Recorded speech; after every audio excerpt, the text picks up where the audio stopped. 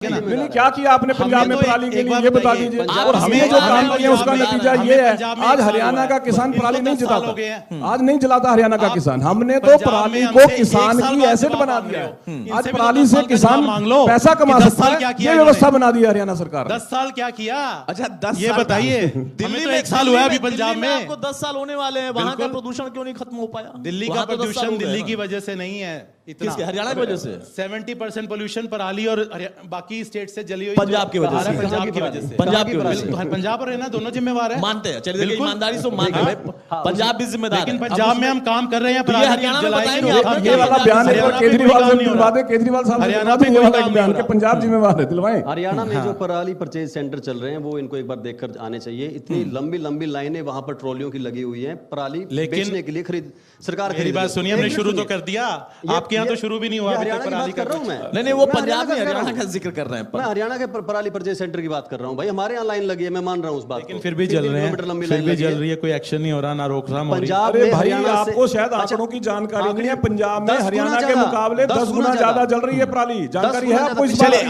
अब देखिए, अब ये थोड़ा ऐसा हो रहा है कि सरकार में बैठे लोग एक पार्टी जो कि राजनीतिक पार्टी है उसको घेर ले रहे हैं। ऐसा नहीं होना चाहिए। गिरने वाले नहीं है अतुल भाई, हम आंकड़ों की बात करते हैं, हम गिरने वाले नहीं है। योगेश्वर भाई एक बहुत ईमानदारी से सवाल पूछूंगा, क्योंकि प्रवीण अत्रे साहब से, दीपकमल से लगातार मैं चर्चा में भी शामिल रहता हूं, और अब यहां पर जो मुद्दों की बात है, आप पंचकुला के उन मुद्दों का जिक्र करिए। छोड़ दीजिए हरियाणा, छोड़ दीजिए पंजाब, छोड़ दीजिए दिल्ली, आप पंचकुला की उन समस्याओं का जिक्र करिए जिसको आपको लगता है कि हाँ यहां से एड्रेस होना चाहिए और ये आपके राजनीति के लिए मुफीद होगा, आप जनता के बीच में जब जाएंगे। देखिए, पिछले 10 सालों में पंचकुला में विकास के नाम पर कोई काम नहीं हुआ। ना तो स्लम्स का कोई विकास हुआ, जितने भी स्लम एरियाज हैं उनमें कोई डेवलपमेंट नहीं हुई। इन्होंने बहुत वादे किए उन लोगों से, उनके झूठ वोट ले लिए, लेकिन उसके बाद उनको जाके भी नहीं देखा। इंडस्ट्रियों का इन्होंने खूब वादा किया, एक इंडस्ट्री पंचकुला जिले में नहीं आई। मात्र जो एचएमटी थी वो भी इन्होंने बंद कर दी। ठीक है, उसके बाद एजुकेशन का लगा लीजिए, पंचकुला के स्कूलों का, पंचकुला सबसे विकसित शहर माना जाता है हरियाणा का, लेकिन फिर भी पंचकुला के स्कूलों का हाल जाके देखिए, गवर्नमेंट स्कूलों का। आज भी वहां बच्चे नीचे बैठ के पढ़ रहे हैं, जमीन पे बैठ के, पक्खे नहीं है, खाने की व्यवस्था ठीक नहीं है, बाथरूम्स नहीं है, ठीक है ना, वहां शौचालय नहीं है उनको यूनिट करने के लिए, और पानी तो पीने का, जो पानी सीवरेज का जा रहा है वही पीने का भी आ रहा है। इतना बुरा हाल है। ठीक है, इसका मैं तो जवाब एजुकेशन में, मैं दोनों लोगों से जवाब दूंगा। इंडस्ट्री में, देखिए स्लम्स में 3-4 जीरो वर्क हुआ है। भाई ऐसा है, इनका काम पता क्या हुआ, मैं आपको बताता हूं। इनका काम हुआ है सिर्फ ब्यूटिफिकेशन दे रहा हूं भाई, अब जवाब ले लो मेरे। लड़ियां लगाने में। आपने 4-5 चीजें गिनाई है पंचकुला की, उसका मैं जवाब देखिए अतुल भाई, ये कहते हैं कि पंचकुला का विकास नहीं हुआ। अतुल भाई, मैं ये कागज लेके आया हूँ, ये पूरे पंचकुला में जो हमारी सरकार ने विकास कार्य करवाए हैं, 1 बाय 1 सब लिखे हैं। कौन सी मैं इनको दे जाऊंगा, क्योंकि इतने सारे काम हैं। पूछिए कौन सी इंडस्ट्री आई, पढ़ लेंगे आराम से। एक इंडस्ट्री का नाम बता देंगे। देखिए, इस पंचकुला में एक बहुत बड़ी समस्या थी, डेवलप किया। मैं बता रहा हूँ, एक एक बात का जवाब दूंगा भाई। आशियाना का हाल बता लाओ मत, एक एक बात का जवाब लेते हैं। ये कहते हैं, देखिए पंचकुला की एक बहुत बड़ी समस्या थी अतुल भाई, समस्या थी यहाँ सेक्टर 19 है। सेक्टर 19 रेलवे लाइन जो है उसके दूसरी तरफ पड़ता है, और ये समस्या पिछले लगभग 30 साल से थी। सेक्टर वाले हर बार ये डिमांड करते थे हर सरकार से कि एक फ्लाईओवर बन जाए रेलवे क्रॉसिंग के ऊपर। 10 साल में इस सरकार ने आके बनाया अतुल भाई वो फ्लाईओवर। 10 साल में एक और फ्लाईओवर। इस सरकार ने, ये जो बार बार इंडस्ट्री की बात कर रहे हैं, अलीपुर इंडस्ट्रियल एरिया है पंचकुला, बरवाला के नजदीक है, अलीपुर इंडस्ट्रियल एरिया बोलते हैं उसको। जाके एक बार देखे तो वहां पे कितनी इंडस्ट्री आई, कितनी एमएनसीज आई, बताएंगे इसमें कौन सी बड़ी इंडस्ट्री आई। मैं ज्यादा की बात नहीं कर रहा हूं, केवल 2 साल की बात कर रहा हूं। एक इंडस्ट्री बता दें कि ये इंडस्ट्री जहां पे आई हम है। बैठे हैं, इसके नजदीकी सिविल हॉस्पिटल है पंचकुला का। भगवान ना करे कभी जाने की जरूरत पड़े, लेकिन कभी ना कभी गए होंगे, किसी का हालचाल पूछने गए होंगे। इनसे पूछिए इस सरकार से पहले उसके क्या हाल थे, इस सरकार में क्या हुआ है। 500 बेड का हॉस्पिटल बना दिया है, जो सिविल हॉस्पिटल की मैं बात कर रहा हूं। इस हरियाणा पंचकुला के अंदर बाकायदा आयुर्वेदिक कॉलेज, मनसा देवी, जाके पूछिए इनको, कहिए देख के तो आए एक बार वहां पे। देखिए जितने, अब ये बिजली की बात कर रहे थे, सेक्टर 27 220 केवीए का सब स्टेशन पंचकुला के अंदर। पंचकुला वो सिटी है जहां हरियाणा सरकार ने जब हरियाणा में 24 घंटे बिजली देनी शुरू की तो पहला जिला पंचकुला था जहां लेकिन फिर भी 24 घंटे बिजली की। जनता बिजली के बिलों से जितने परेशान अब है। ये स्कूल्स की बात कर रहे हैं, इस पंचकुला डिस्ट्रिक्ट के 59 स्कूल संस्कृत मॉडल स्कूल बनाए गए हैं। हाँ, जहाँ पे 59 गरीब बच्चों से भी फीस लेनी शुरू कर दी इस है। पंचकुला जो की बच्चे मिड सबसे डे मील के बेहतर लिए वहाँ स्वास्थ्य पढ़ने सेवाएं, आते सबसे हैं बेहतर उनसे इन्होंने फीस कनेक्टिविटी, लेनी शुरू सबसे कर दी है। बेहतर इलेक्ट्रिसिटी सप्लाई इस पंचकुला जिले के अंदर लगभग 8,000 करोड़ रुपए इस सरकार में जिला पंचकुला के विकास कार्यों पे लगे हुए हैं और वो दिखते हैं।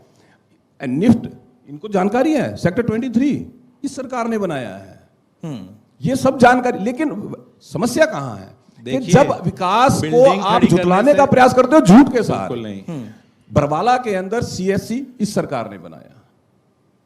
बरवाला एरिया की रोड 7 सड़कें जो बरवाला एरिया के अंदर पड़ती हैं मार्केटिंग बोर्ड ने इस सरकार में बनाई। और तो छोड़िए पिछले 15 साल आपने से नहीं बताई, NH-73 लटका जनता हुआ के टोल ने बनाई वो। पंचकुला यमुनानगर हाईवे पिछले उसका 15 साल भुगतान से जनता लटका कर हुआ रही है, था। आप नहीं कर रहे। इस सरकार ने आके वो नेशनल बिल्कुल हाईवे बनाया नहीं। है। पिंजौर बद्दी बाईपास इस सरकार ने बनाया है, जो बहुत बड़ी डिमांड थी, बहुत बड़ी समस्या थी ट्रैफिक की, इस सरकार ने किया हुआ। आ रहा हूं।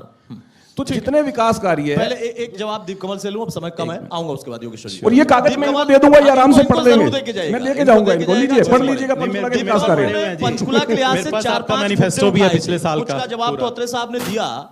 क्या वाकई जमीन पर जो है वो भी नहीं कोई देखना चाहता है राजनीति करने के लिए? और आपके ऊपर पर्टिकुलर एक सवाल और रहेगा कि आपने कहा कि हम राजस्थान में भी 20-25 सीटों पर प्रभाव डालेंगे और वहां के लिए हम तैयारी कर रहे हैं। स्वाभाविक है और अच्छी बात है, लोकतंत्र में आपको आजादी है, किसी भी पार्टी को आजादी है। क्या लगता है कि दायरा कितना बढ़ पाएगा? क्योंकि ये झूठ वहां पर भी है, ये झूठ यहां पर भी, जैसा आप आरोप लगा रहे हैं, मैं नहीं कह रहा हूं, आप कह रहे हैं कि आम आदमी पार्टी झूठ की राजनीति कर रही है। मैं आपने जो सवाल किया बिल्कुल मैं उसी का जवाब मन में सोचे हुए था कि किस तरीके से बात रखूं। पिछले 1 महीने में हमने क्या देखा हरियाणा में, भूपेंद्र सिंह हुड्डा जी जो हमारे हरियाणा के बड़े नेता हैं, उन्होंने क्या राजनीति का स्तर लेकर आए कि हम इन कम्युनिटी से डिप्टी सीएम बनाएंगे। ये एक उन्होंने आगे के लिए प्रोजेक्शन दे दिया जब उनकी सरकार बनी भी नहीं है उससे पहले। और अपने कार्यकाल के दौरान कितने अलग अलग समाजों से मंत्री बनाए वो तक नहीं बताया उन्होंने। क्या हम इस बात पर चर्चा करें या हरियाणा के लोग इस बातों पर वोट देने लगे कि कौन किस जाति को कितना शेयर देने वाला है, कितने डिप्टी सीएम बनाने वाला है? ये उन्होंने लेवल सेट किया है, वो उस दिशा में ले जाना चाह रहे हैं। और यहाँ क्या दिशा हो रही है कि कौन ज्यादा झूठ बोले, ये इस तरीके का उकसा रहे हैं कि हम भी कोई ऐसी बातें कहें, हम इनका मुकाबला उसी तरीके की बातों से कहें। कह रहे हैं कि पंचकुला में बच्चे स्कूलों नीचे दरी पर बैठते हैं। एक स्कूल का नाम बताएं, कितने स्कूलों में एक स्कूल का नाम बताएं, एक स्कूल का नाम बताओ। 28 सेक्टर का स्कूल देखिए। आप मैं- एक चलिए स्कूल मैं का आपके पीछे साथ जाता चलता हूं, मैं आपके साथ नहीं, चलता हूं। मैं आज ही दिखा दूंगा आपको आपको। साथ लेके मैं कह चलूंगा, रहा हूं, दिखा 28 सेक्टर का स्कूल आपको दिखा दूंगा, जमीन पे अभी बैठे हैं, अभी परसों ही होके आया हूं। एक मिनट, ये उसको ये हमने पता- इनके ये पता शिक्षा किसको मंत्री कह को रहे हैं? चैलेंज किया था अभी 4 ये दिन पता पहले। किसको कह रहे हैं? चैलेंज तो आप मैं उन्होंने लगातार कर देते हैं। नहीं नहीं, चैलेंज हमें में तो कहा कोई था- कमी नहीं। उन्होंने कहा आके देखिए, हमने कहा दिखाइए तो सही कोई स्कूल, हम आने को तैयार हैं। आप गए थे फोटो लेकिन खींचे उसके बाद सेक्टर 12 में ये किसी स्कूल को नहीं बुलाया। सार्थक मॉडल स्कूल है, सेक्टर 12 में जाके देख के आइए। अतः साहब, एक मिनट। सेक्टर ऐसी 20 में जाके देखिए। ठीक है, मैं दिखाता हूं आपको स्कूल 28 का क्या होता है।